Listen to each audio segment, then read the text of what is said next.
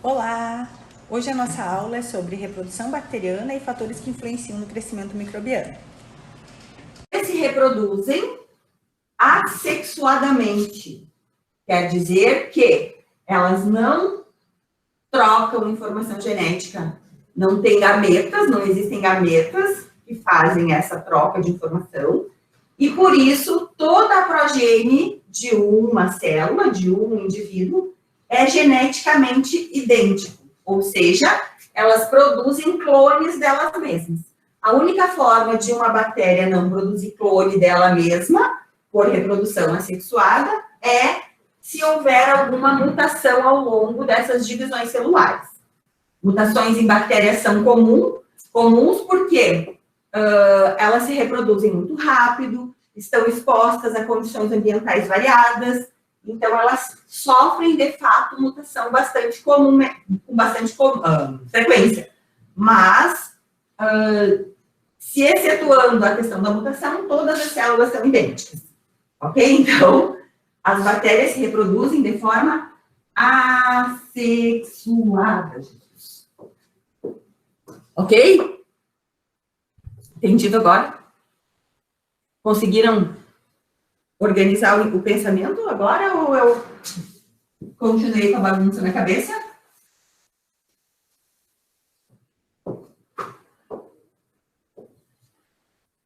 Tranquilo? Qual é a importância de a gente entender sobre reprodução? Por que vocês acham que é importante a gente saber como as bactérias se reproduzem?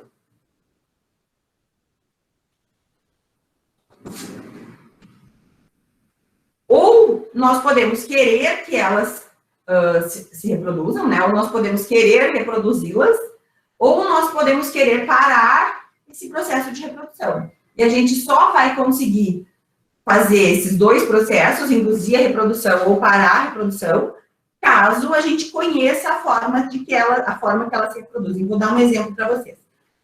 Nós estávamos fazendo aqui em casa, inclusive, produtos eu acho que eu já contei isso, produtos biológicos para uso na lavoura, para controle biológico de pragas e, enfim, de pragas na lavoura.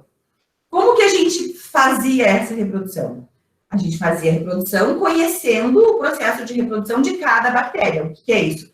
Quais nutrientes ela precisa, qual a temperatura adequada para o crescimento, qual o tempo que ela leva para se reproduzir, para que chegue numa população máxima. Vários fatores influenciam na forma de crescimento. Quais são os agentes que inibem o crescimento dela? Eu posso usar esses agentes? Se eu quiser parar o crescimento, eu mato ou paro o crescimento? São coisas diferentes. São agentes que a gente chama de bacteriostáticos, que só param o crescimento, ou são agentes bactericidas, que matam as bactérias? Então, tem vários fatores que eu preciso saber se eu quiser cultivar. Quando que eu vou querer cultivar uma bactéria? Como eu falei agora no exemplo dos biológicos, também eu posso querer cultivar bactérias para produção de alimentos, né? Iogurte. Vocês já fizeram iogurte em casa? O que se faz para fazer iogurte? Primeiro se coloca a bactéria capaz de produzir o iogurte, né? Que normalmente são lactobacilos. Esses lactobacilos, eles acidificam o leite, né? Para coagular a proteína. Então, se coloca esses lactobacilos lá e aí se oferece condições para que ele cresça. Normalmente, a condição é nutriente, que vai ser o leite, fonte de lactose, e também temperatura, né? São os fatores que mais influenciam nesse momento no crescimento das bactérias. Quando a gente já tem uma quantidade de bactéria lá dentro nesse material, no caso, da produção de iogurte, muda o pH, e aí essas bactérias morrem. E aí você tem uma outra população crescendo, não mais os lactobacilos. Então, você precisa saber quanto tempo ela leva para esse lactobacilo leva para se reproduzir, quanto tempo ele é capaz de sobreviver naquele ambiente, qual o pH adequado para que ele se reproduza, qual a temperatura, para que ele consiga se reproduzir. E outras situações, que é quando você não quer que a bactéria cresça. Quando vai acontecer isso? Quando, por exemplo, você quer impedir uma infecção, quando você quer impedir a biodeterioração de um alimento, então você põe esse alimento na geladeira, você para o crescimento dessa bactéria lá na geladeira, né, impedindo que ela se reproduza também. Então, tem vários fatores que influenciam nisso. Então, por isso que a gente precisa saber e entender como as bactérias se reproduzem. Então, essa é a importância de entender sobre reprodução bacteriana. É saber estimular o crescimento, controlar o crescimento, seja esse controle estimulando o crescimento ou impedindo esse crescimento, né? Por que vocês usam álcool gel, por exemplo? O intuito de inibir o crescimento microbiano. Claro que agora, na pandemia, o negócio é o vírus, né? É o coronavírus. Mas no cotidiano, o álcool, ele vai eliminar todos os micro-organismos, inclusive as bactérias. Quando a gente fala em crescimento bacteriano, nós não vamos estar falando de crescimento do tamanho de célula. O crescimento bacteriano sempre se refere ao aumento do número de células. Então, obviamente, quando a bactéria vai se reproduzir, uma célula precisa dobrar de tamanho. Por quê? Porque ela precisa construir parede, precisa construir membrana lá dentro, e precisa duplicar todas as estruturas internas, né? Aqui tinha um material genético, uma membrana. Precisa duplicar tudo isso para que depois ela consiga se separar e dar origem a duas células.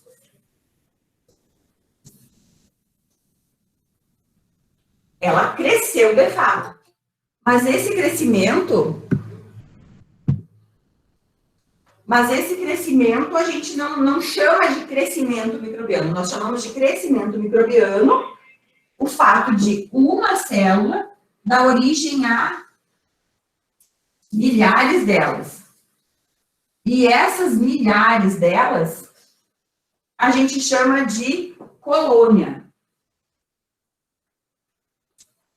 Então, quando eu faço isso no laboratório, por exemplo, e eu digo que uma bactéria cresceu, eu estou dizendo que uma bactéria deu origem a uma colônia de bactérias. Uma colônia de bactérias são milhares delas, originárias de uma só. Normalmente, se eu pegar qualquer bactéria das milhares que tem aqui, eu vou estar pegando uma idêntica àquela célula-mãe, por causa da reprodução assexuada. Certo? Querem perguntar alguma coisa? Quando eu conto lá no meu laboratório uma placa de Petri com várias colônias, quer dizer que cada uma dessas colônias se originou de uma bactéria. Uma colônia, eu nunca vou dizer, quando eu for contar elas, eu não vou contar assim, tem 20 colônias na placa. Eu vou dizer que tem 20 unidades formadoras de colônia, UFC. Por que UFC? Ou por que unidade formadora de colônia? Porque, a princípio, todas as células, todas as bactérias que estão aqui, se originaram a partir de uma bactéria, né? Então, a gente não vai chamar de... eu tenho 20 bactérias, por exemplo, ou eu tenho 20... Até pode dizer que tem 20 colônias, mas não é o termo que se usa. Se usa unidades formadoras de colônia. O que são unidades formadoras de colônia? Significa que tinha uma bactéria aqui e essa uma unidade formou uma colônia inteira. Então, é por isso que é assim que a gente conta. Unidade formadora de colônia. Então, quando eu tenho unidade formadora de colônia numa placa, quer dizer que eu tenho... eu tive uma reprodução ali e eu tenho milhares e milhares de bactérias. Ok? Então, o crescimento microbiano, o crescimento bacteriano, a gente não define esse crescimento por tamanho de bactéria, e sim pelo número, crescimento em número de células.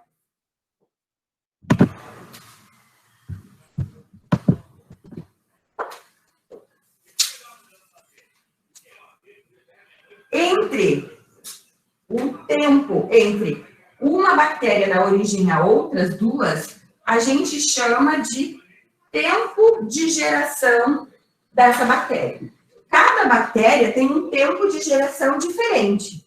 E cada bactéria tem um tempo de geração diferente em ambientes diferentes também. Então, por exemplo, uma Escherichia coli, que é uma bactéria bem conhecida, todo mundo já sabe como é o metabolismo, quais nutrientes ela precisa, qual é a forma e qual é o tempo que ela precisa para se reproduzir. Ela tem um tempo de geração de aproximadamente 20 minutos. Lembram que eu falei da Escherichia coli? Lembram quem é a Escherichia coli? A Escherichia coli é uma bactéria que tem como habitat natural o intestino de animais de sangue quente. Então, todos os animais de sangue quente têm Escherichia coli no seu intestino. E essa Escherichia coli, tem gente que chama de Escherichia coli. Para o pessoal da nutrição, essa bactéria é muito importante, porque ela é a principal bactéria que está naquele grupo dos coliformes. Quando a gente vai fazer, por exemplo, qualidade microbiológica de qualquer alimento, de água, de superfície, de tudo que é coisa, qualidade microbiológica sempre passa pela presença ou não de Escherichia coli. Porque a Escherichia coli, ela é um marcador. Quer dizer, se ela está ali, a presença da Escherichia coli significa que pode haver também outros micro-organismos ali. Se ele está ali, se ela está ali, outros podem estar, como, por exemplo, Escherichia coli na água. É um bioindicador de que pode ter ali também vírus de hepatite, hepatite A, né, no caso, pode ter ali também salmonela, qualquer outra bactéria pode estar ali. Então, ela é um indicador de qualidade microbiológica, seja de alimento, seja de água, seja de qualquer ambiente. E a Escherichia coli, ela, em condições ótimas, ou seja, temperatura ótima, pH ótimo, nutriente, quantidade de nutriente ótima, ela é capaz de se multiplicar, se dividir em 20 minutos. Então, tem lá um cálculo matemático que diz que em 24 horas, a partir de uma Escherichia coli, eu vou conseguir ter esse número aqui, ó.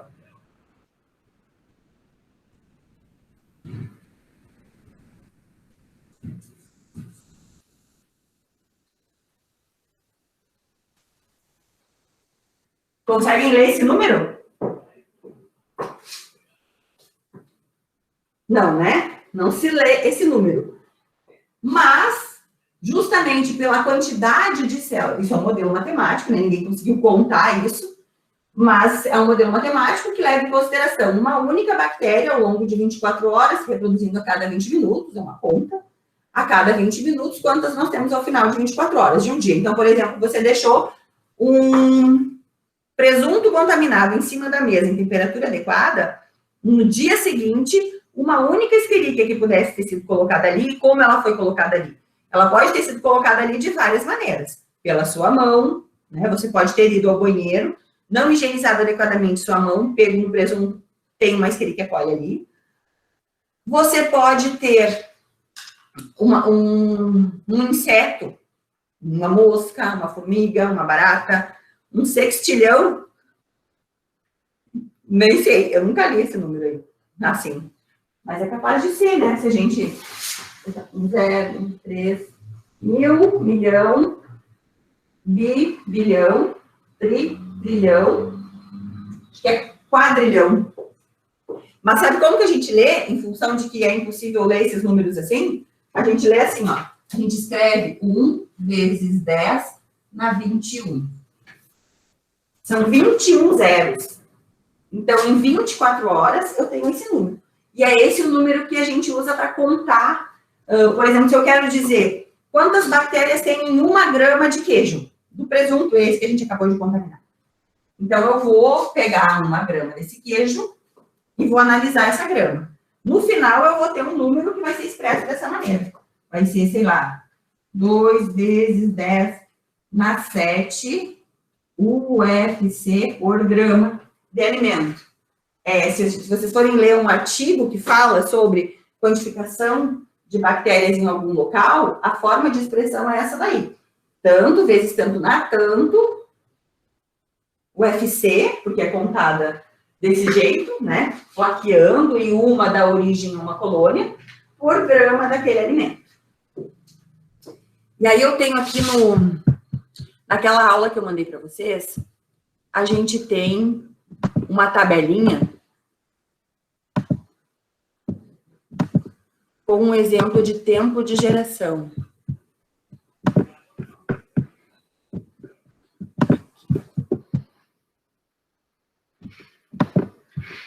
Deixa eu mostrar isso para vocês.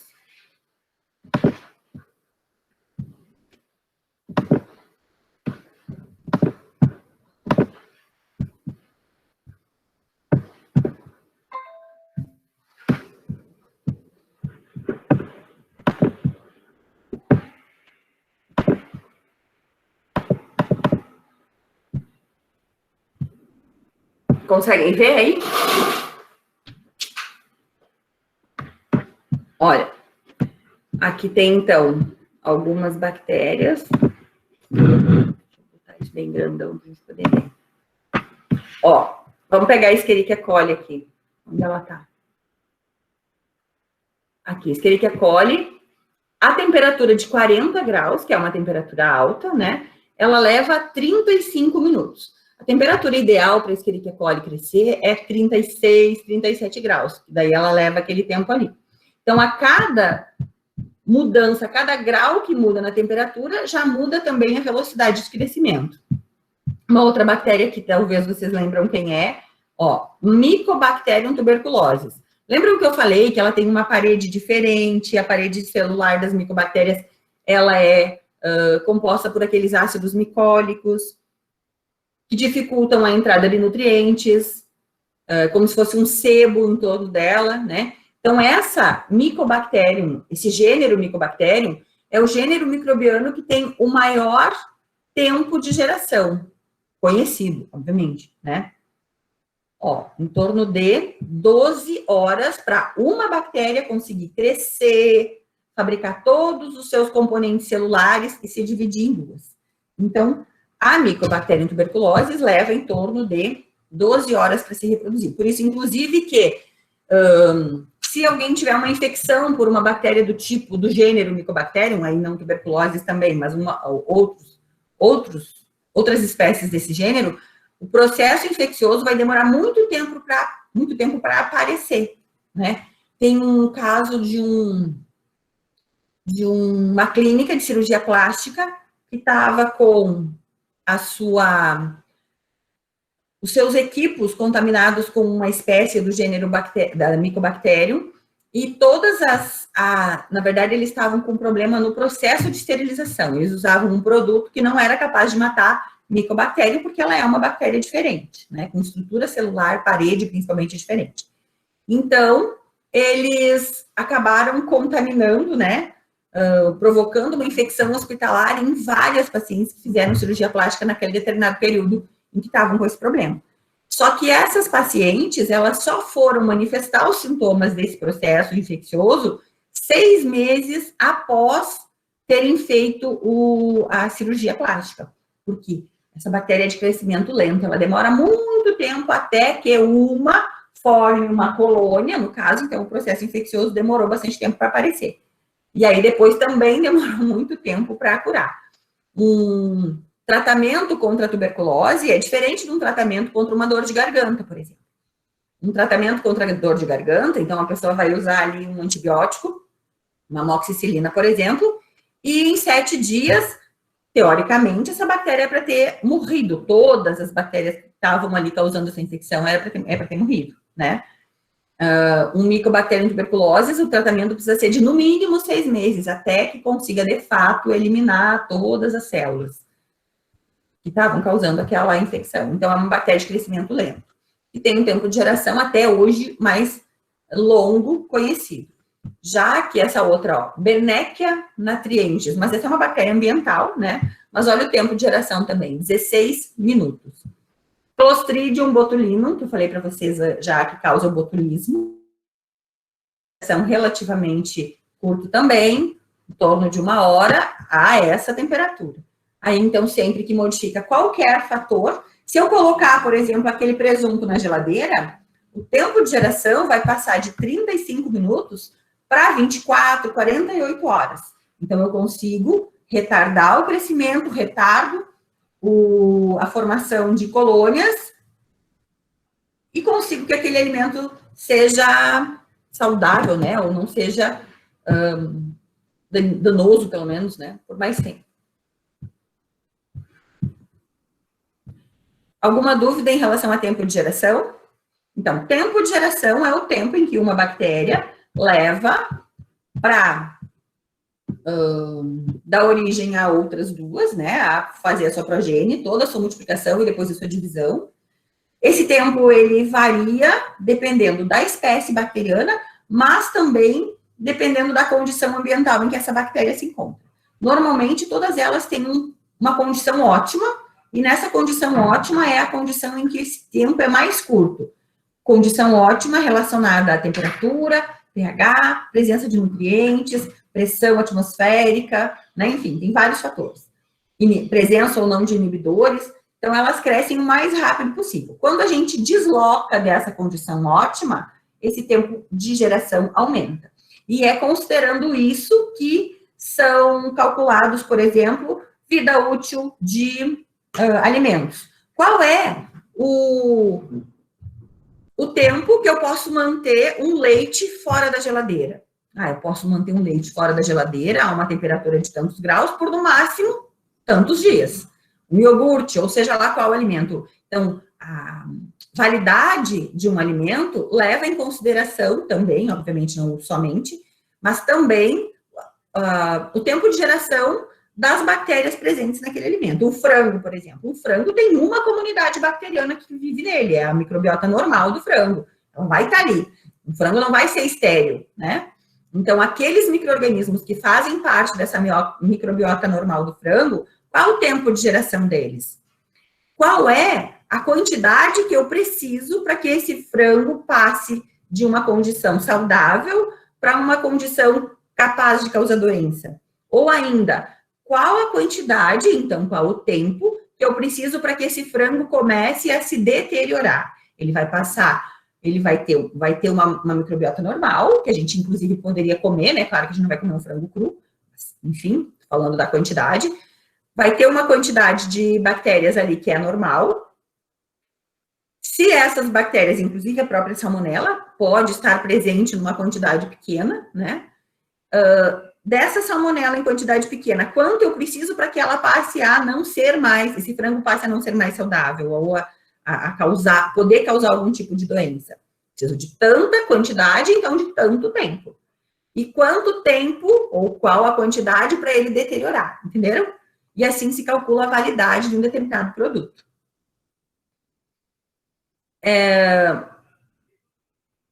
Daí o que se propõe? Se propõe que, bom, esse frango em temperatura ambiente, ele só pode ficar tanto tempo. Mas se você deixar ele em geladeira, ele pode ficar tanto tempo. E se você deixar ele congelado, ele pode ficar tanto tempo. Por quê? Temperatura ambiente, 20 minutos de reprodução. Supomos, né? Geladeira já vai para 48 horas a reprodução. Se você congelar, você pode ficar... Uma bactéria vai se transformar em duas em um mês. Então, você tem um produto com uma vida mais longa, né? Uma vida de prateleira, o nome disso, a gente chama. Na comunidade, nós chamamos isso de validade, né?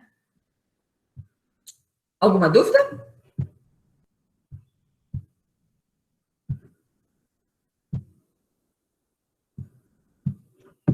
Não?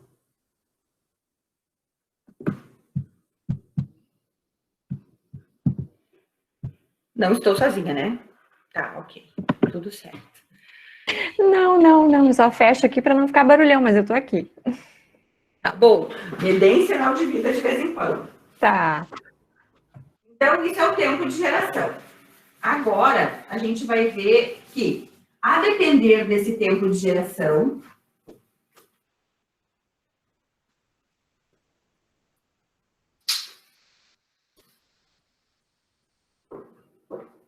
a gente tem já estabelecido também, para a maioria dos micro-organismos, o que nós chamamos de curva de crescimento.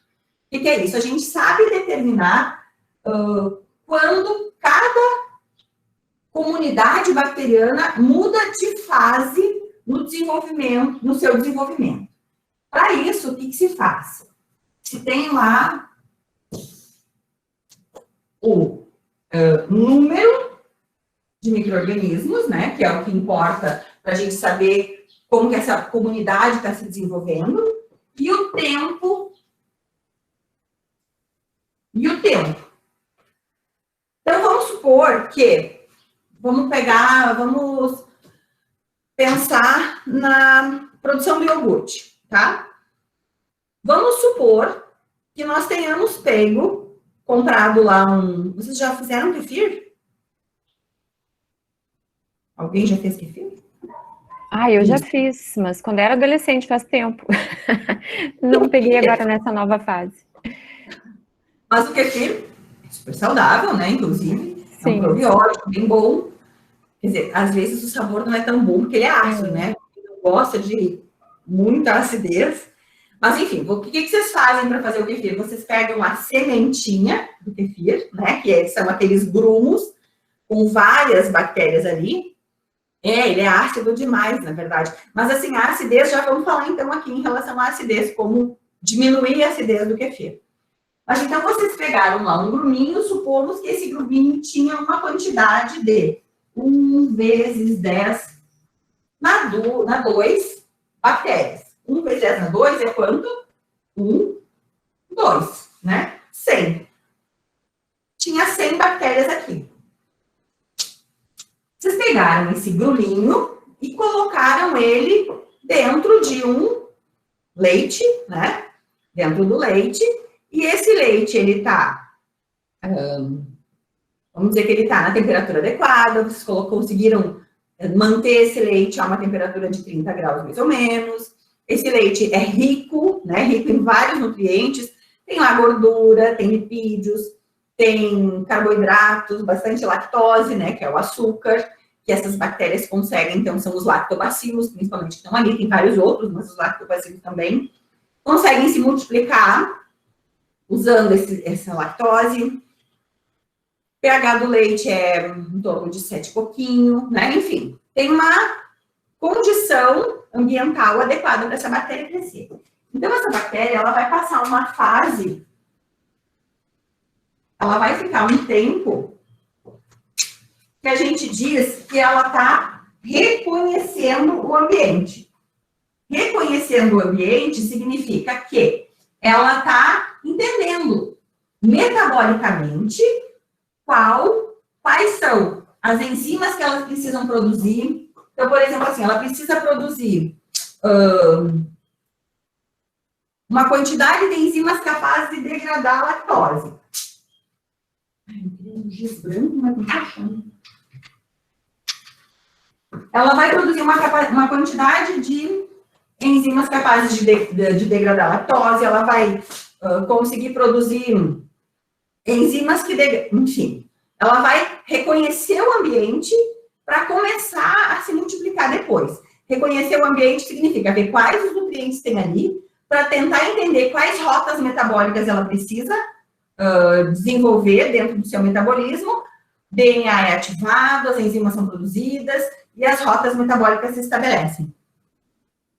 É isso aí, elas vão preparar o ambiente para a reprodução. E esse preparar o ambiente é isso, tipo, eu vejo que eu tenho lactose. Então, se eu tenho lactose, eu preciso que a minha rota metabólica, eu sou a bactéria nesse momento, né? Eu preciso que a minha rota metabólica de degradar a lactose seja produzida, preliminares também, seja produzida para, então, eu ter esse metabolismo pronto.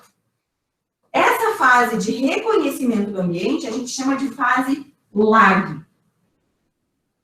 Fase lag é um gap, um espaço de tempo que ela não está fazendo, aparentemente não está fazendo nada. A bactéria, se você olhar a cultura, se você olhar esse iogurte dentro das próximas 3 horas, 4 horas, você não vai ter modificação nenhuma no iogurte, ele continua igual. Aí, de repente, essa bactéria, então, já fez o reconhecimento de área, ela começa a se reproduzir. Então, vamos dizer que seja aqui nas 4 horas após o início da nossa cultura. Então, agora, o número de bactérias vai aumentar. Ele aumenta muito. Vai aumentando. Essa fase a gente chama de fase logarítmica ou fase exponencial. Por quê? Porque o número de bactérias está aumentando muito. Vai aumentando, até que chega... Então, aí, no caso do iogurte, nós teríamos aquela fase em que a gente está enxergando a modificação.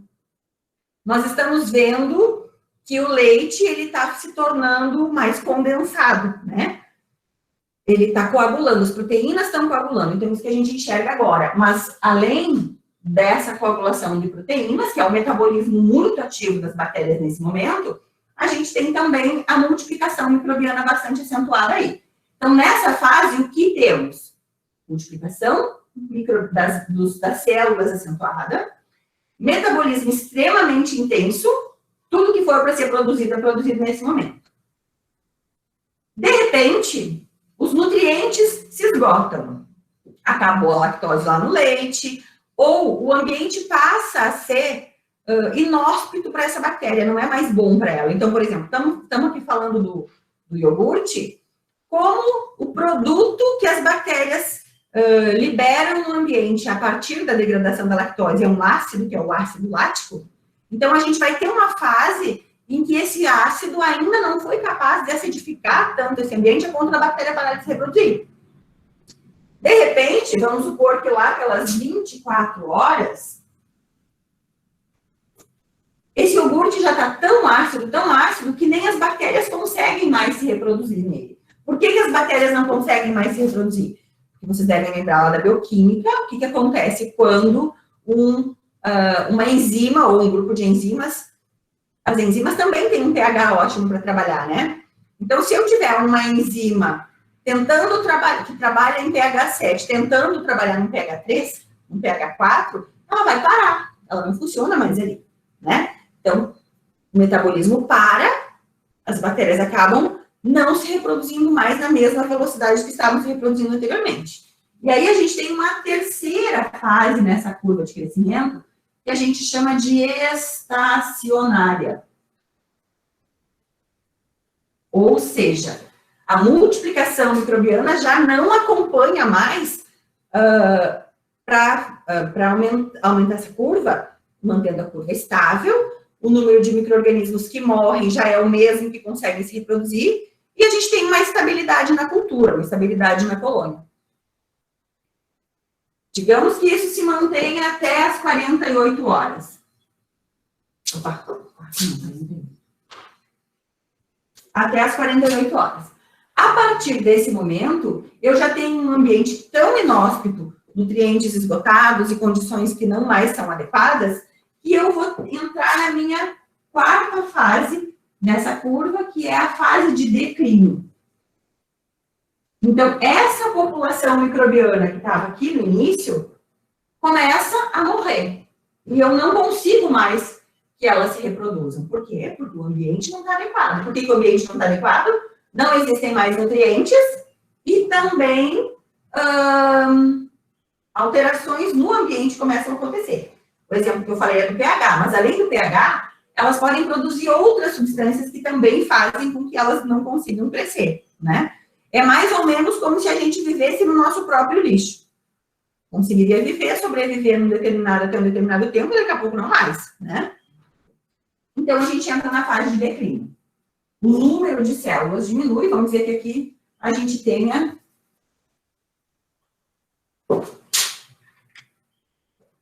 Vamos dizer que aqui a gente tenha 1 vezes 10 na 9. Isso aqui sempre por, no caso a gente está falando do iogurte, vai ser por ml, né? Se a gente estivesse falando de alguma coisa sólida, seria por grama.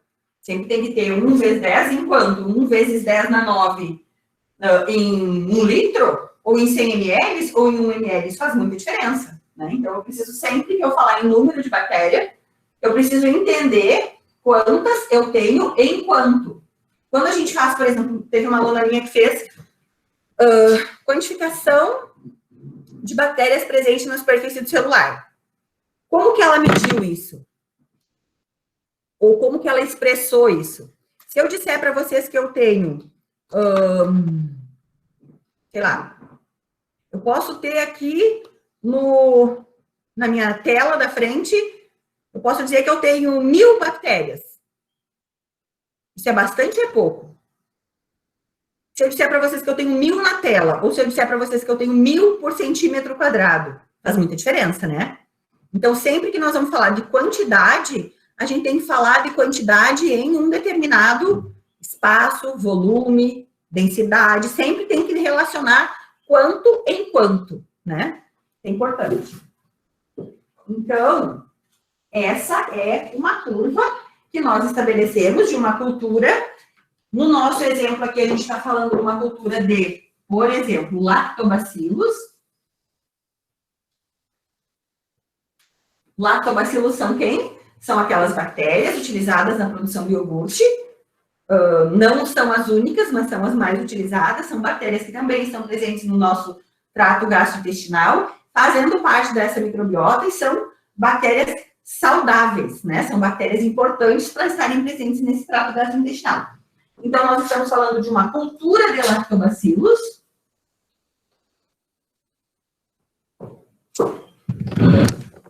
Cultura de lactobacilos a uma temperatura de 30 graus. Então, se eu fizer uma cultura de lactobacilos com nutrientes específicos, então, os nutrientes específicos, no meu caso, são a leite, né? E eu posso saber ou não qual a concentração de cada componente desse leite. Eu tenho essa curva. 4 horas, 24, 48. Se eu mudar a temperatura, se eu colocar essa temperatura para 10 graus, a curva vai mudar. Mas o que vai mudar da curva? Vai mudar esses tempos da curva. Eu posso, ao invés de ter temperatura de geladeira, ao invés de eu ter 4 horas para a bactéria entrar em fase log, pode ser que eu tenha 7 dias. Teria que fazer de novo. Então, quando a gente quer, inclusive, quando a gente quer estabelecer qual é a temperatura ótima para crescimento de um determinado micro-organismo, a gente faz isso. Temperatura supostamente, ou que tem lá que existe na literatura, né? A temperatura ótima para o crescimento de tal micro-organismo é tal. Então, você faz esse crescimento nessa temperatura, mede a quantidade de bactéria que tem em determinado tempo, no tempo, e depois você vai mudando as temperaturas para ver quais esses tempos. Assim, por exemplo, se estabeleceria o tempo de validade de um alimento, né? Tal temperatura, quanto tempo para entrar em fase tal, em fase tal, em fase tal. O que a gente gostaria de manter um alimento em que fase? Para conservação do alimento. Ai, meu Deus. Tem um sol aparecendo, tá atrapalhando, né? Tá atrapalhando vocês ou não?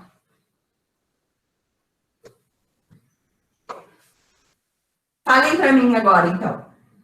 Quero conservar um alimento. Preciso que ele fique em qual? Dá para ler? Tá ótimo. Eu estou tentando ficar com a cabeça aqui na frente para ver se... conservar um alimento. Qual fase eu gostaria de que esse alimento se mantivesse? Eu gostaria que esse alimento se mantivesse em fase lag, log, estacionária ou de declínio? Eu quero que ele se mantenha em fase lag. Eu não quero que ele se multiplique. Eu não quero que ele produza seus produtos metabólicos, porque podem degradar, deteriorar, estragar, mudar sabor, mudar cheiro, né, do alimento. Então, eu não quero que ele chegue aqui. Então, se eu quero conservar um alimento, eu preciso manter ele aqui. Como que eu vou manter ele? Bom, aí eu vou ter que estudar, né? Mas provavelmente eu vou adicionar aqui um conservante. Que conservante? Esse conservante pode ser um produto que mantenha o pH desse alimento mais baixo ou mais alto. Então, na indústria de alimentos, quais produtos seriam esse? Vinagre, ácido acético, né? Então, por exemplo, eu conservo, conservas são armazenadas em ácido acético, por exemplo, né? Coloco lá uma conserva de pepino. Se eu deixar esse pepino em ácido acético, eu tenho um tempo de validade maior do que se eu deixar ele em água. O que o ácido acético vai fazer? Vai manter o metabolismo dessas bactérias, daquelas bactérias que estão lá, só basal, mais baixo possível. Se eu não tenho metabolismo, eu não tenho multiplicação. Isso aí, exato. Outros ácidos, vários ácidos são utilizados. O ácido acético é mais comum, mas o ácido lático, ácido pícrico, ácido, vários outros. Tem muitos ácidos que são colocados com o intuito de baixar o pH e impedir o crescimento microbiano. Além disso, obviamente, a indústria de alimentos, ela lança mão de vários artifícios. Isso tem até um nome, obstáculos de Leuchter. Quer dizer, você tem, para um alimento, você impõe ao crescimento microbiano aí vários obstáculos. Então, o primeiro deles é o processo de pasteurização. Você pasteuriza, você diminui a carga microbiana ao nível mínimo possível, né? Porque também você não pode cozinhar um pepino. Se você cozinhar um pepino, você esteriliza o pepino. Mas se você cozinhar um pepino, ninguém come o pepino cozido, né? Então, você submete esse alimento a uma temperatura máxima possível para não alterar as condições que a gente chama de organolépticas, sabor, textura, odor daquele alimento, submete a isso e aí vai acrescentando outros obstáculos para os micro-organismos. Então, por exemplo, estou falando do pepino. Primeiro você pasteuriza, depois você submete ele a um tratamento com ácido, né? Então, seria o ácido acético que normalmente se usa. Ainda você fecha hermeticamente esse vidro para que não entrem outros micro-organismos. Então, o que tinha ali, que já era uma população baixa, não vai crescer porque você pôs ácido e outros também não vão entrar. E aí, com esses 3 obstáculos, você consegue ter um tempo, uma vida de prateleira maior, uma validade maior. Se você pensar em outros que possam passar por processo de pasteurização com temperatura mais alta, como o leite, por exemplo. O leite UHT, que é aquele leite com ultra temperatura, short time, a gente chama, né? Quer dizer, eles elevam a temperatura desse produto a uma temperatura bem elevada, mais de 100 graus, e imediatamente baixam. Com isso, você tem menos perda proteica, perde menos qualidade nutricional, e você tem uma morte microbiana maior, né? Quanto maior a temperatura, mais rápido elas morrem. Então, esse alimento, a vida de prateleira dele é maior, e você não precisa pôr na geladeira. Então, você já não precisa pôr obstáculo refrigeração. Agora, tem alguns iogurte, por exemplo, você pasteuriza, mas você ainda mantém em geladeira, porque você precisa do obstáculo refrigeração para também impedir esse crescimento. Mas o intuito sempre vai ser, no caso da conservação de alimentos, manter pelo máximo de tempo possível os micro-organismos em fase lag. Agora, tem outras condições que você quer fase log, né? Porque, por exemplo, na produção do iogurte, na produção de qualquer alimento à base de micro-organismo, você quer que ele se reproduza muito rápido. Aí você vai ter um outro sistema. Você não vai poder ter essa curva desse jeito, porque você não vai poder ter um ambiente fechado, né? Então, o que se faz? Aí se usa a estratégia de estar sempre renovando esse meio de cultura. Então, eu vou estar sempre retirando os compostos tóxicos, né? Eu retiro e coloco meio de cultura novo. Retiro o que está ruim e ponho meio de cultura novo. Desse jeito, eu consigo manter essa bactéria sempre em fase log. Uma infecção no nosso corpo, como vocês acham que funciona? Uma infecção no sangue, uma sepsemia. Funciona como se fosse produção de alimentos aí que eu falei para vocês. Por um bioreator, por exemplo. Porque eu sempre vou ter nutrientes, né? Se eu tenho uma infecção numa ferida, por exemplo, e essa ferida tem acesso, não está fechada, né? Eu consigo que essas bactérias tenham sempre nutriente, elas vão tendo acesso às minhas células, à circulação sanguínea, seja lá o que for, e elas conseguem se manter em fase log. Agora, numa infecção, por exemplo, se elas estiverem em fase log, é melhor. Sabe por quê? Lembram que eu falei para vocês do exemplo da penicilina? Que age na formação de parede? Exato. Só que aí tem essa vantagem que eu vou falar agora. Ela normalmente vai se manter em fase log até que você trate. Não tem como uma bactéria morrer do nada, a não ser, obviamente, que seja uma infecção pequena, então o sistema imunológico dê conta. O que não é comum. Por isso que quando se tem uma infecção de garganta, por exemplo, normalmente você precisa tomar um antibiótico, né? Para que você pare o crescimento dessa bactéria. Mas aí o que acontece? pensando de novo na qualquer antibiótico que haja, seja na construção de parede, seja na síntese de proteínas, seja na produção de DNA, duplicação do DNA, só vai agir se estiver acontecendo. Então, se eu tiver bactérias na fase lag, onde não vai ter parede sendo sintetizada, não vai ter DNA sendo replicado, não vai ter, aí proteína sim, né, porque vai ser, provavelmente nessa fase eu vou ter proteína sendo produzida, porque eu vou ter rotas metabólicas sendo construídas, então vai ter enzima sendo fabricada. Então, aqui vai funcionar antibiótico que impede a síntese de proteínas, mas não antibiótico que impede a síntese de parede. Aqui, síntese de parede, síntese de proteína, duplicação de DNA, os antibióticos vão funcionar melhor nessa fase. Nessa fase aqui, fase estacionária, quase ninguém vai funcionar mais, né? Porque aí a bactéria já está tão lerda, está tão devagar, que ela está praticamente parada. Se eu tiver que impedir que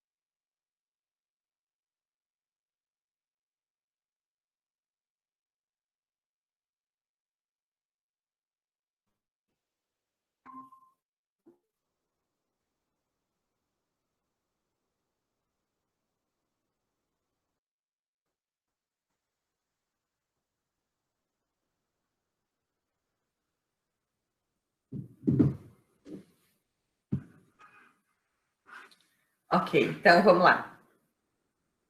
Bom, então, falando de novo, né, tem algumas situações que a lesão, né, a infecção precisa ser debridada para que todo aquele componente, aqueles componentes que estariam impedindo o crescimento bacteriano ali, mas não deixando elas morrer, sejam retirados e ela volta a entrar em fase log e aí o antibiótico é capaz de agir mais facilmente. Então, existem estratégias que você usa a partir do momento que você sabe como essa curva funciona. Cada micro-organismo tem uma curva específica. Uma curva específica significa o que vai modificar o que vai modificar nessa curva vai ser o número de bactérias em um determinado tempo e em qual condição. E essa condição vai ser temperatura, vai ser pH, vai ser presença de nutrientes, vai ser quantidade de oxigênio. Eu posso ter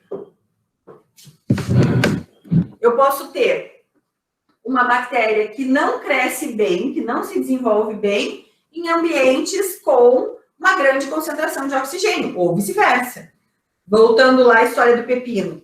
Lembra que eu falei para vocês do Clostridium botulinum? Clostridium botulinum é uma bactéria que cresce bem em ambiente anaeróbico. Então, quando você fecha hermeticamente o vidro, se tiver Clostridium ali, ele vai crescer. Então, é um obstáculo para algumas, mas não para outras. Eu impeço o crescimento de Escherichia, fechando hermeticamente, não deixando o oxigênio estar ali. Mas eu não impeço o crescimento de outras. Conseguiram entender isso? Então, para impedir o crescimento do Clostridium, o que a indústria faz? Pasteuriza, e pasteuriza de modo que, naquela pasteurização, eu consiga eliminar essa bactéria. Às vezes, a temperatura limite vai ser medida por um micro-organismo-chave. Então, por exemplo, o Clostridium é um micro-organismo-chave para pH e temperatura de alimentos em conserva. Não pode crescer. Eu tenho que ter um pH que impeça o crescimento, que é 4,5, impeça o crescimento do Clostridium, e eu tenho que ter uma temperatura capaz de eliminar o Clostridium durante o processo de pasteurização. Se não for capaz de eliminar o Clostridium, a validade ou a serventia, né, dessa modificação ambiental é muito pequena. De repente, não valha o custo da modificação do sabor, do odor, enfim. E se eu quero continuar crescendo, então essa curva não pode chegar nessa fase aqui nunca. Eu preciso manter a condição dessa cultura de modo a essa fase log continuar forever para sempre, né? Continuar o quanto tempo ela puder. Ok? Alguma dúvida em relação à curva de crescimento? Não. Tô achando que não.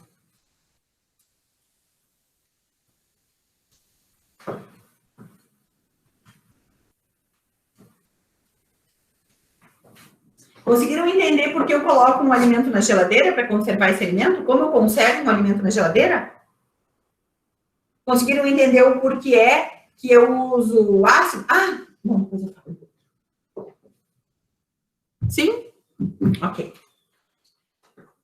Bom, mas eu falei para vocês, então, que a reprodução bacteriana é assexuada e que sempre uma bactéria dá origem a outras. E essas aqui são sempre idênticas. Mas então, como se explica a grande variabilidade genética, a grande variabilidade que se tem entre as bactérias? Primeira explicação, mutação, isso aí. Então, variabilidade, ó, a diversidade genética, ela é explicada de duas formas. A primeira forma de explicar essa variabilidade é mutação. Então, essa mutação, ela pode ser mutação, ela pode ser silenciosa. Quer dizer, uma mutação silenciosa é um tipo de mutação que vai acontecer lá no DNA dessa bactéria, em algum local que não vai influenciar na vida dela, tipo, não vai tirar a capacidade dessa bactéria se reproduzir a partir dessa mutação. São mutações em locais não tão importantes para ela. Então, é uma mutação silenciosa. Essa mutação pode ser positiva, quer dizer, uma mutação em algum local que faz com que essa bactéria, a partir de então, tenha alguma vantagem em relação à sua célula-mãe, né? É uma mutação positiva. E a mutação pode ser negativa, ou a gente chama de deletéria. Negativa. Ou deletéria. Quer dizer, pode ser uma mutação que a bactéria, a partir desse momento, não seja mais capaz de se reproduzir, a sobrevida dela seja inviabilizada. Então, são as três formas de mutação que se pode ter. Mas, além da mutação, ainda existe uma outra forma de as bactérias também aumentarem essa diversidade, que seria a recombinação. Recombinação, tem alguns livros de ensino médio ainda que tratam a recombinação bacteriana como reprodução sexuada. Agora é sexuada mesmo. Como reprodução sexuada, mas não é uma reprodução. Recombinação não é reprodução, porque a reprodução implica em uma célula dar origem a duas. A recombinação implica em a mesma célula ter uma parte de material genético de outra, mas ela continua sendo ela. Depois ela vai se reproduzir e carregar junto aquela informação da bactéria outra, né? Mas ela não se reproduz, duas se juntam e formam outras duas. Então, não é ainda uma reprodução sexuada. Continua sendo reprodução assexuada, mas a troca de informação genética a gente chama de recombinação. Essa recombinação, ela é também didaticamente separada em três grupos, que vão ser a transformação,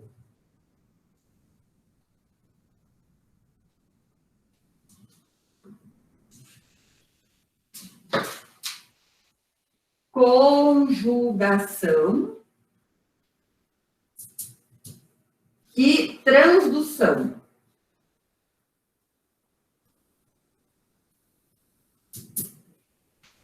Enxergaram? Sim. O que é cada uma delas? O objetivo dessas três formas de recombinação genética é aumentar a diversidade, né? Quer dizer, as bactérias passam a receber informação genética de outras espécies, outros gêneros, outros grupos que não necessariamente seja da mesma espécie. Então, eu vou mostrar para vocês isso aqui na apresentação, que tem umas animações, acho que vai ficar mais legal. Eu estou apresentando para vocês, né, já. Vocês estão vendo ainda aí a apresentação.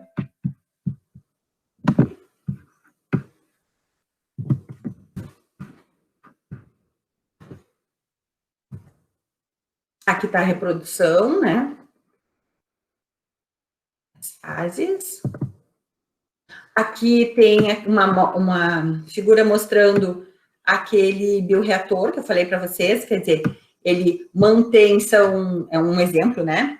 Ele mantém os nutrientes frescos sendo introduzidos dentro dessa cultura, no caso aqui é uma bactéria aeróbica, então o ar também. Nessa cultura que eu falei para vocês que eu fazia aqui em casa, a gente também introduzia ar, a gente tinha esses... é um motor que introduz ar para dentro da cultura, e a gente só não mantinha meio fresco. E a gente retira, então, sempre esses efluentes, que seriam as substâncias que não são interessantes para a bactéria mais. Aqui, que eu quero mostrar isso aqui.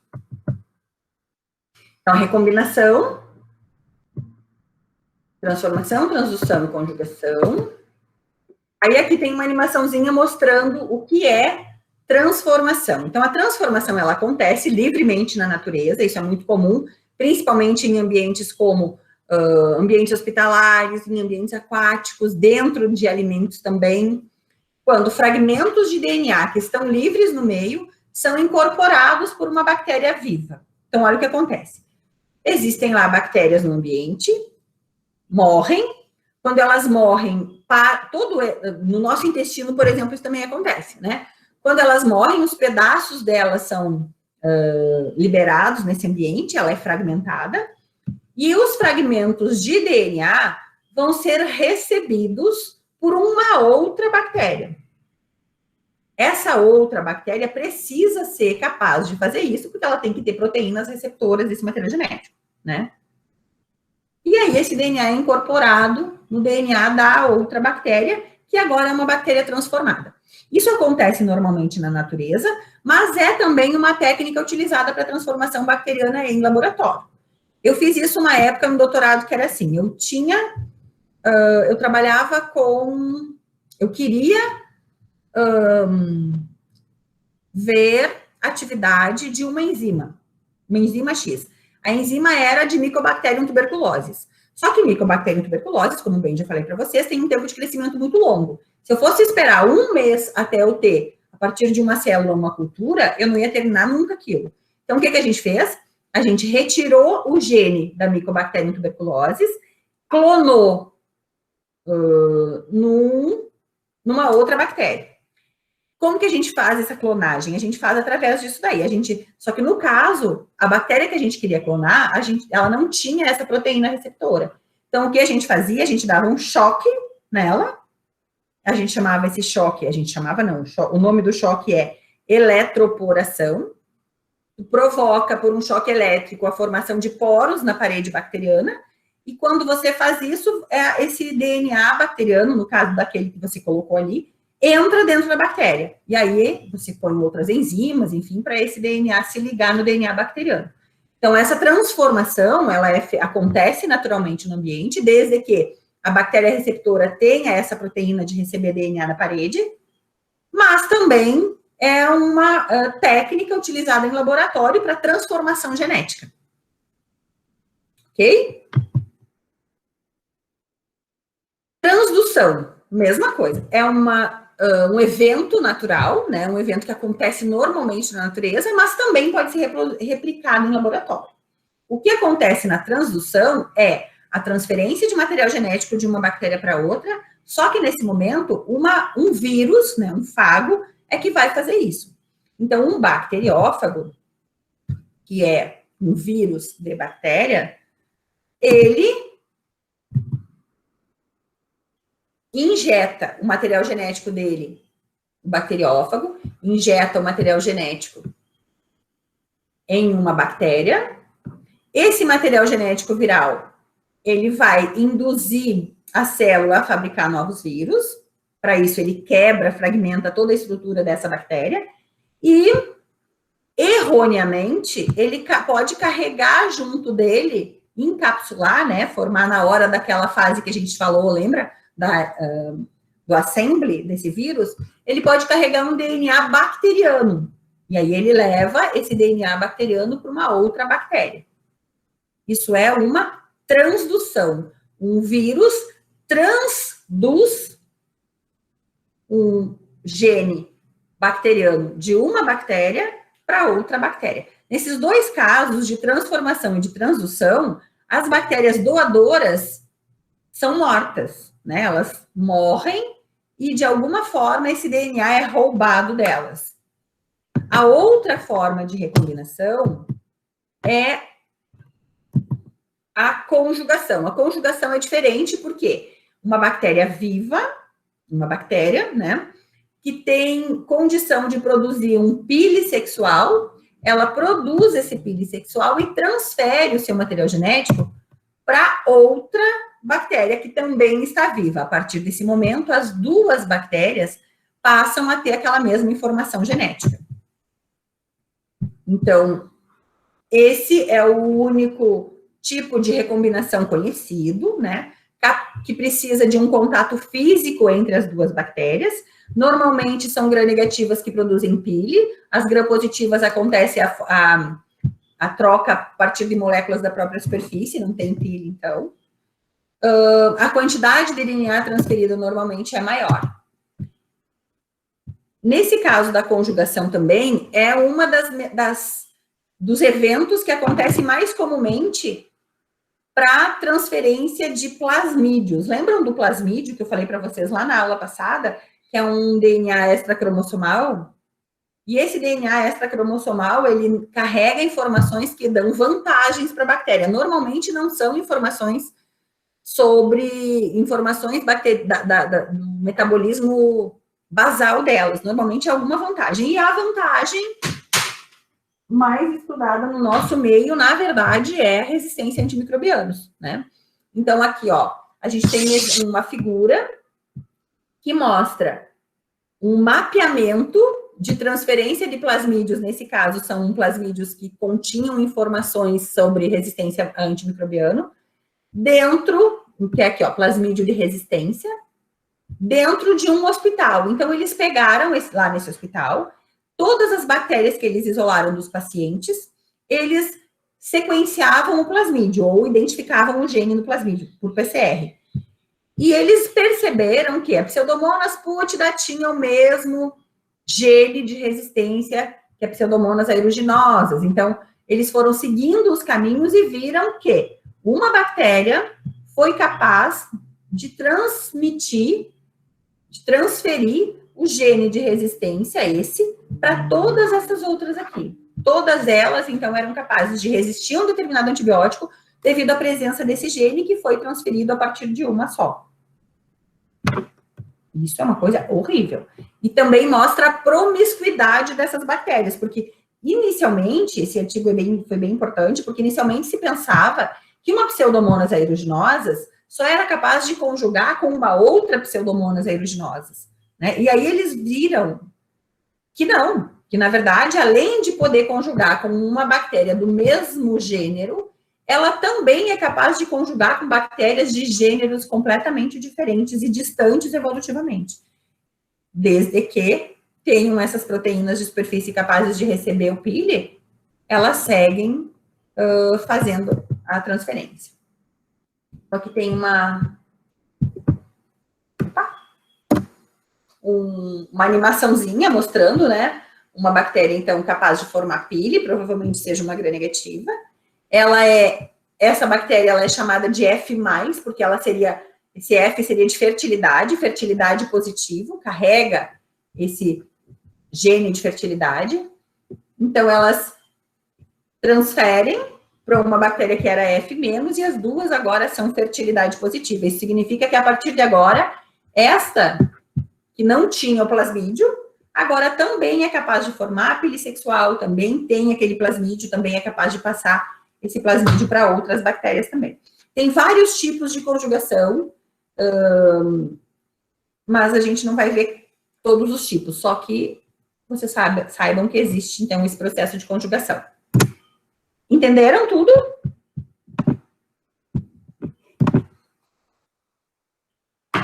Alguma dúvida?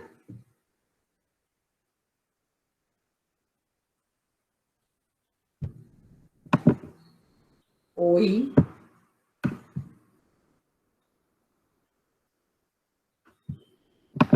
Oi, oi, oi, oi, oi. Estamos aqui, prof, entendemos. Entenderam? Ok. Então, se vocês entenderam, o que a gente viu até agora? Vamos repetir para resumirmos a nossa história, né? O que nós falamos, então? Nós estamos falando sobre reprodução bacteriana, falamos que as bactérias se reproduzem assexuadamente, isso significa que a progenie dela é um clone, né? São clones, todas as bactérias são geneticamente idênticas àquela que deu origem. Falamos que o tempo de geração de cada bactéria, que o crescimento bacteriano, ele significa um crescimento em número, esse crescimento bacteriano nos resulta numa colônia. Quando nós vamos ler isso no laboratório, nós não chamamos de colônia, e sim de unidade formadora de colônia, porque uma bactéria deu origem à colônia, uma unidade formou uma colônia, então a gente refere desse jeito. Falamos também que elas têm tempo de geração diferente, esse tempo significa o tempo em que uma é capaz de produzir a sua progênie, as outras duas, né? Esse tempo de geração, ele depende da espécie, depende dos nutrientes disponíveis, das condições ambientais disponíveis, né? Quanto mais próximo do funcionamento ótimo do metabolismo, né? Mais rápida é essa reprodução.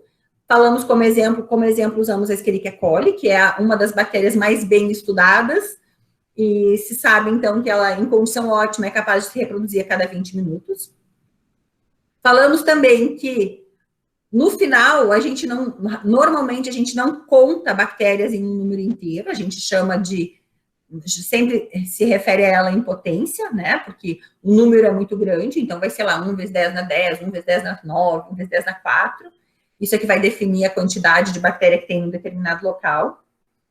Falamos também sobre a curva de crescimento, também cada bactéria tem uma curva específica, e essa curva também vai depender da condição ambiental, o tempo em que ela vai chegar em cada fase vai depender da condição ambiental, mas que todas, em um ambiente fechado, vão ter o mesmo desenvolvimento, né? Vão passar pela fase lag, adaptação, fase log, fase de crescimento exponencial, onde o número de células aumenta rapidamente e também o metabolismo acontece rapidamente.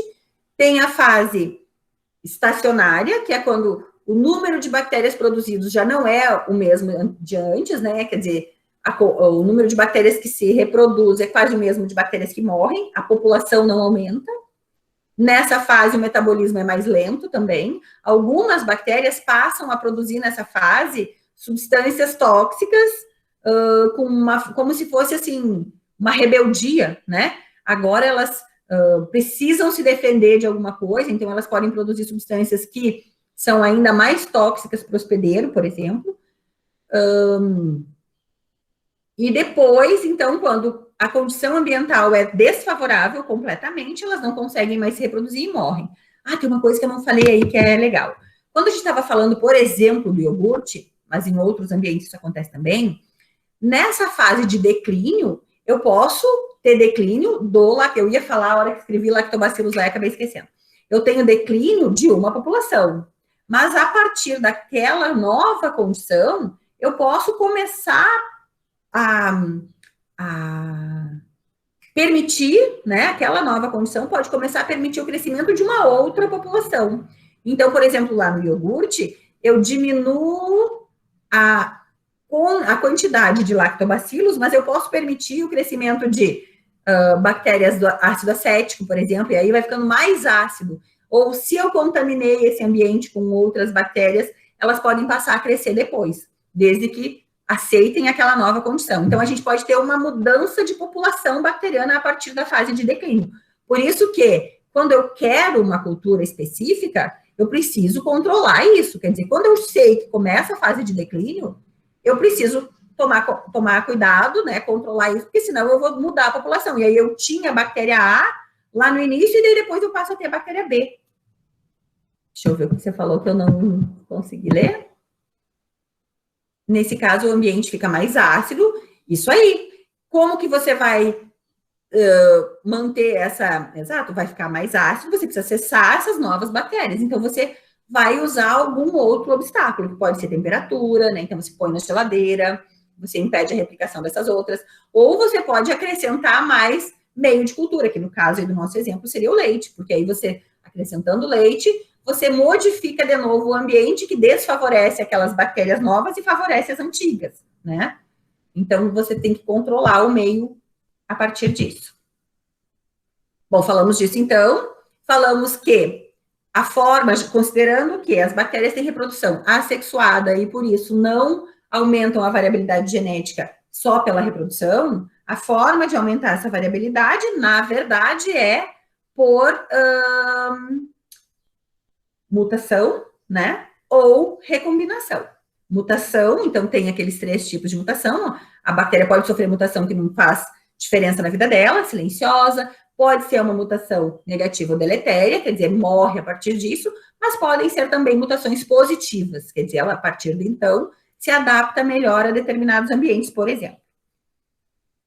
E a outra forma, então, é a recombinação. A recombinação pode ser conjugação, uso de transferência, normalmente se transfere plasmídio, né, de uma bactéria viva para outra bactéria viva, através da parede, mas sempre com contato físico, ou pilissexual.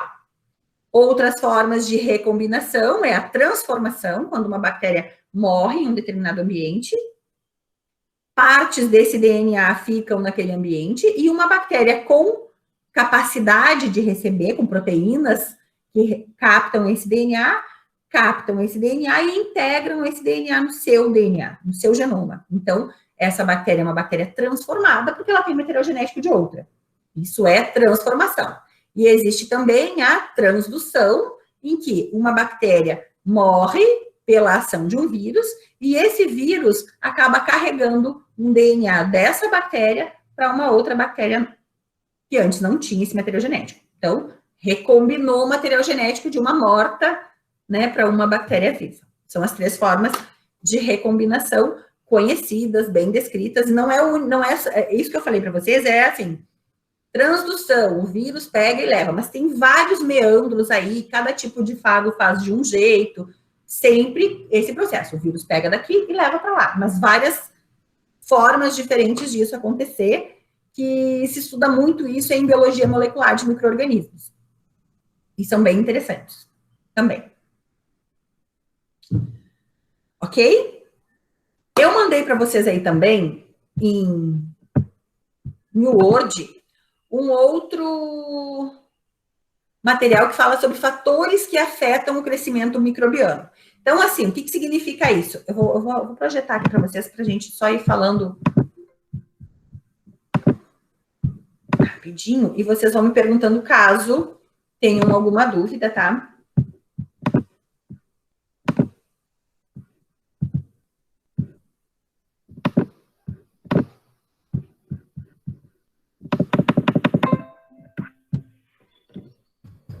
Bom, então, assim, eu tenho falado ao longo da aula para vocês que alguns fatores afetam o crescimento. Quais são esses fatores que afetam o crescimento? Primeiro, falamos já também, disponibilidade de nutrientes.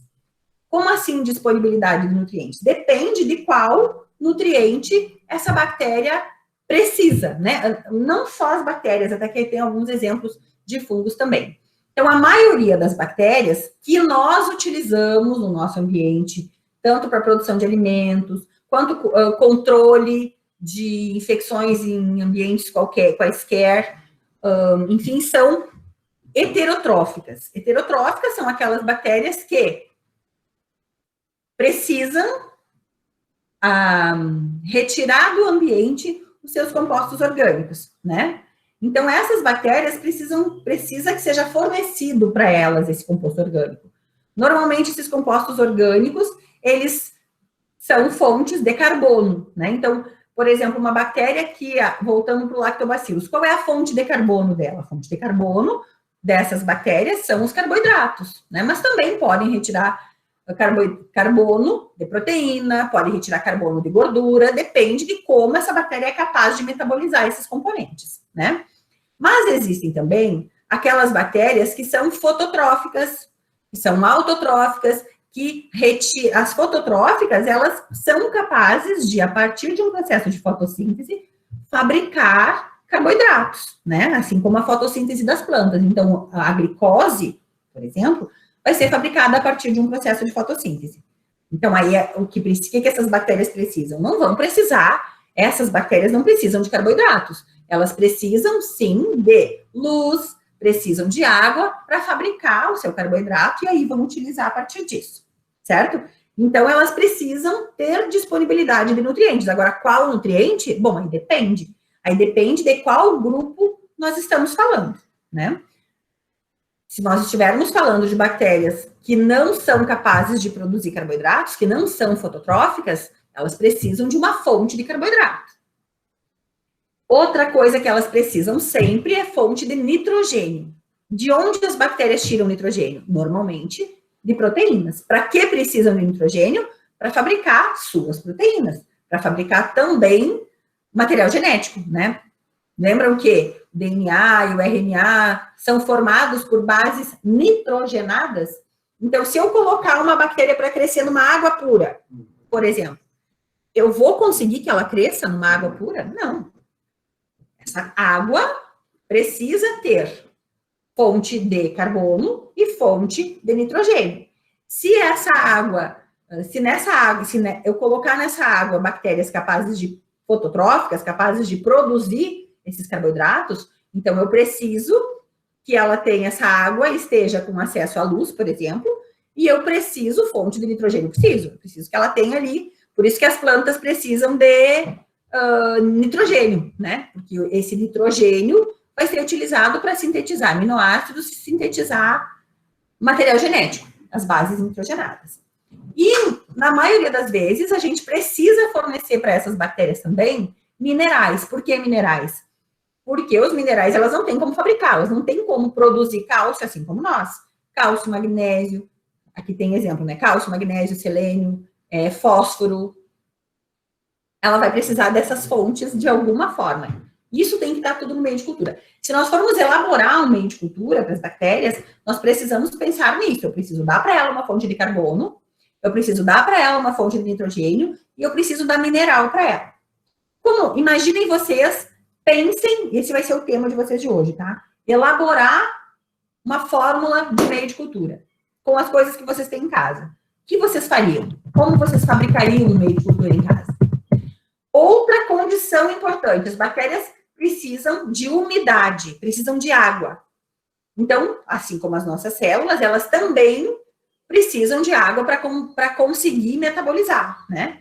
Então, elas precisam estar em um ambiente com uma disponibilidade de água relativamente alta.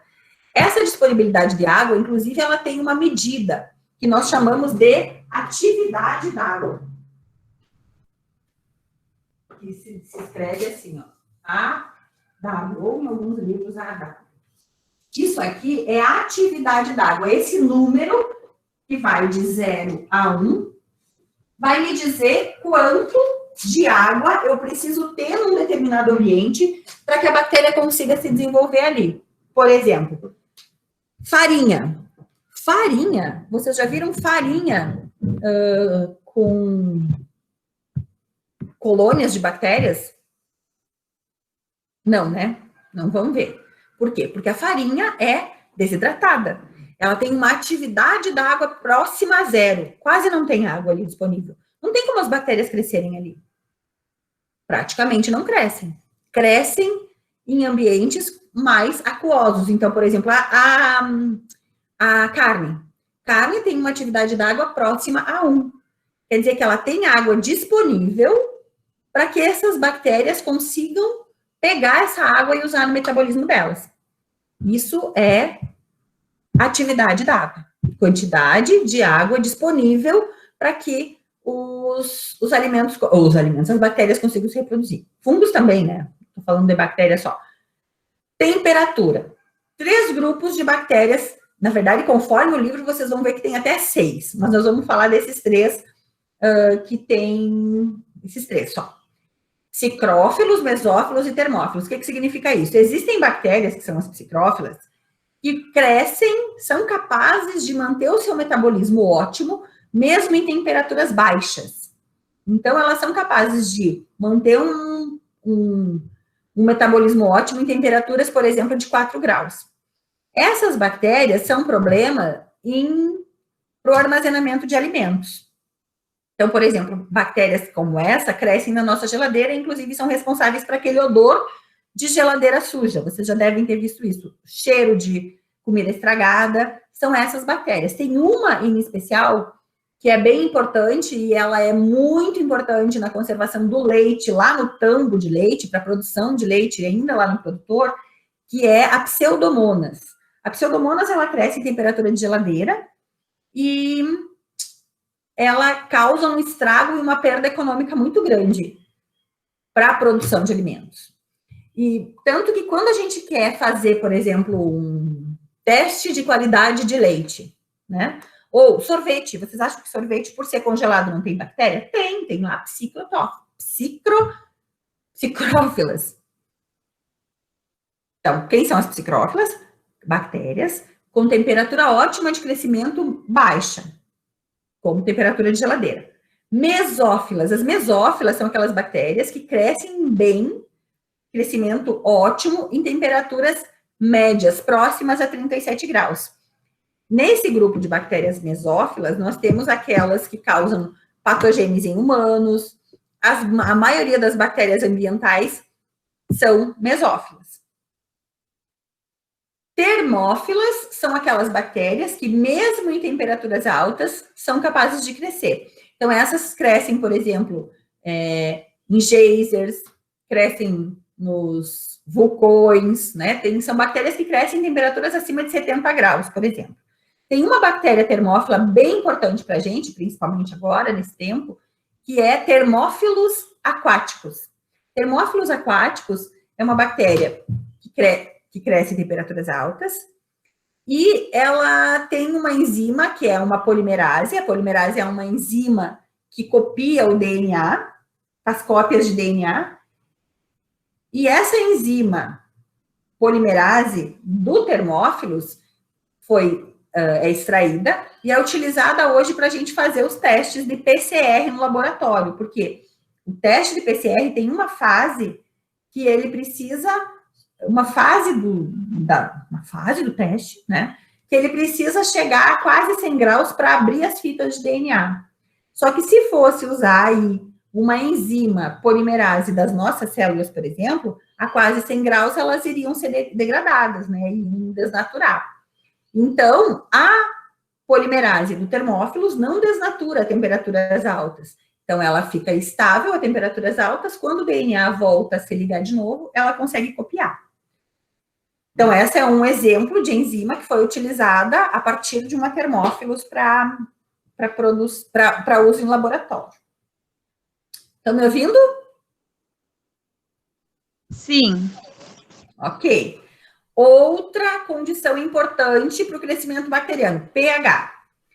Então, também depende sempre de qual bactéria nós estamos falando. Existem bactérias que crescem muito bem em pHs ácidos.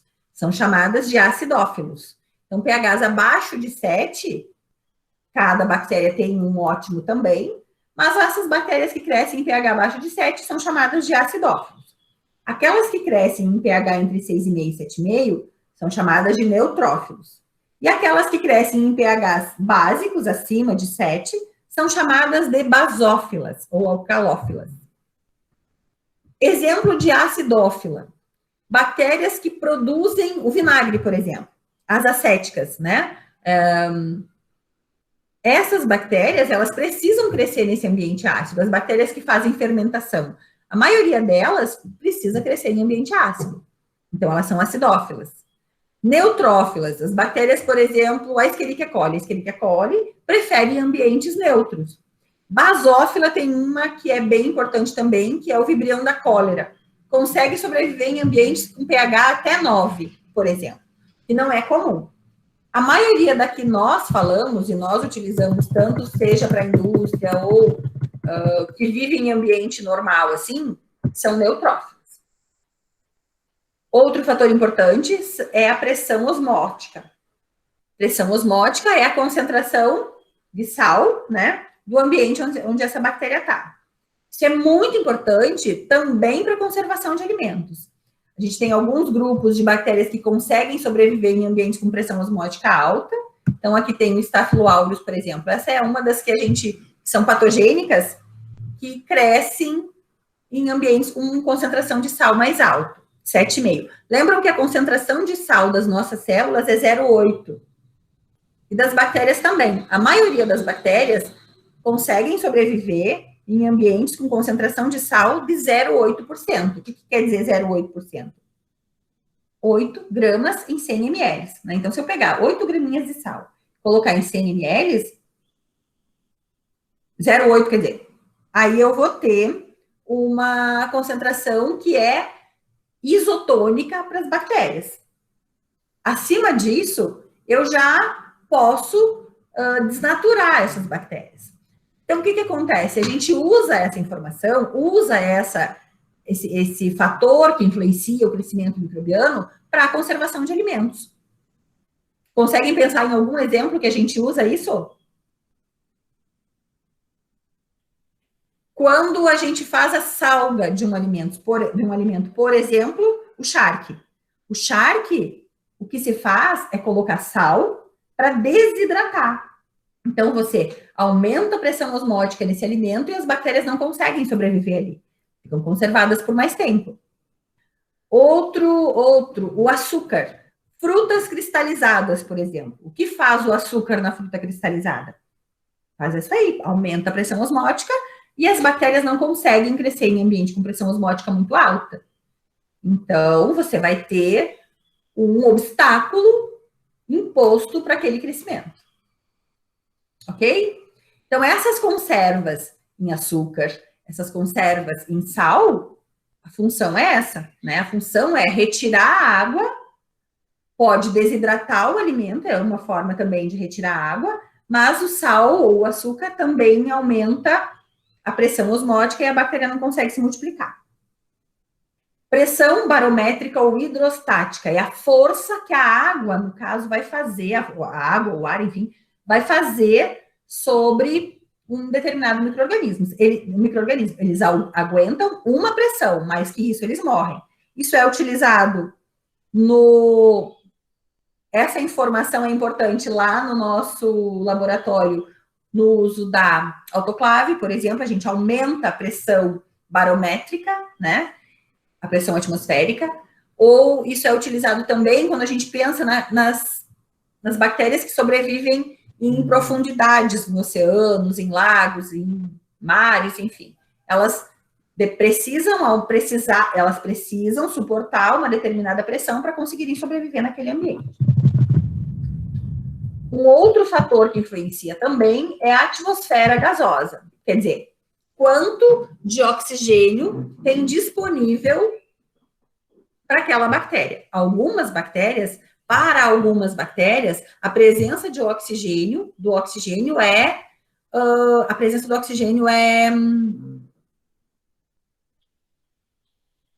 não pode ter oxigênio disponível, né? Outras precisam de oxigênio. Do que isso depende? E outras precisam de quantidades menores, ou enfim. Isso depende da forma de metabolismo. Ela faz metabolismo aeróbico, algumas fazem metabolismo aeróbico, mas elas têm um sistema de detoxificação dos produtos desse metabolismo aeróbico. Normalmente, o produto do metabolismo aeróbico que é tóxico para a célula são os radicais livres. Algumas bactérias têm enzimas capazes de desintoxicar esses radicais livres. Os radicais livres, eles são danosos para o DNA ou são danosos também para a membrana celular, por exemplo. Nós, nas nossas células e nas células das aeróbicas, das bactérias aeróbicas, elas têm um sistema que é normalmente o sistema de superóxido dismutase, né? Então, tem lá um grupo de enzimas capazes de transformar peróxido de hidrogênio em água, que mais? H2O2, né, que é o peróxido de hidrogênio em água, a água não é tóxica, ou os radicais hidroxila também conseguem ter um grupo de enzimas que transformam em substâncias que não são tóxicas para células. Essas bactérias são aeróbicas. Podem ser aeróbicas estritas, quer dizer, precisam do oxigênio e usam o oxigênio e detoxificam esses radicais livres. Podem ser aeróbicas facultativas, ou seja, elas sobrevivem na presença do oxigênio, mas elas suportam o oxigênio, mas não usam no metabolismo, elas podem ser só fermentativas. E as anaeróbicas são bactérias que só fazem fermentação, quer dizer, elas não fazem ciclo de Krebs, elas não usam o oxigênio como aceptor final de elétrons, isso é lá da bioquímica. Elas usam um outro componente químico, uma outra estrutura para receber esses radicais, ou para receber, eu não sei se vocês lembram lá do metabolismo aeróbico, que sobra aqueles NAD, FAD, que entregam os radicais na membrana, e quem recebe esse O2 depois, lembram disso? Não vou lembrar, né? Disso. Agora. Também não vou ter tempo para explicar isso para vocês, mas enfim, a questão é essa: as bactérias aeróbicas são capazes de metabolizar e de detoxificar os radicais produzidos pelo processo de respiração aeróbica. As anaeróbicas, elas não têm esse sistema de detoxificação, então elas só conseguem fazer fermentação. E como resultado dessa fermentação, elas vão ter uma produção de energia menor, mais lenta, né? E elas precisam refazer esses ciclos mais vezes, gastam mais nutrientes, gastam mais carboidratos para produzir, para conseguirem se replicar. Então, assim, essas são os fatores que influenciam no crescimento microbiano. Se eles são os fatores que influenciam, são os fatores que você pode controlar. Eu posso controlar, então, eu quero impedir o crescimento, eu posso controlar os nutrientes, retirar os nutrientes, né, de um determinado grupo de micro-organismos, eu posso controlar a quantidade de água disponível, eu posso controlar a temperatura, o pH, a pressão e os gases. Como que eu controlo os gases? Quando eu fecho hermeticamente um frasco, eu estou retirando o oxigênio dali de dentro, né? Os enlatados retiram o oxigênio. Aqueles frascos, aqueles envelopes plásticos hermeticamente fechados, retiram o oxigênio. Antigamente, as pessoas retiravam, impediam o acesso ao oxigênio das carnes utilizando a banha. Então, guardavam carne dentro da banha. E aí, guardavam a carne dentro da banha, e guardando a carne dentro da banha, não tinha como ter oxigênio lá dentro. Então, as bactérias aeróbicas não eram capazes de crescer lá. Embalagens a vácuo, carne a vácuo, por exemplo. Vocês já viram que existem carnes a vácuo fora da geladeira?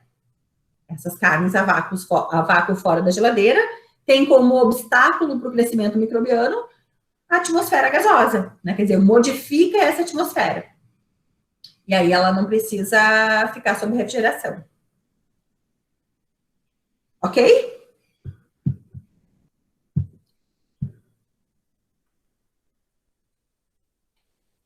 Alguma dúvida em relação a quais os fatores, como a gente pode utilizar esses fatores de inibição do crescimento ou promoção do crescimento para o crescimento?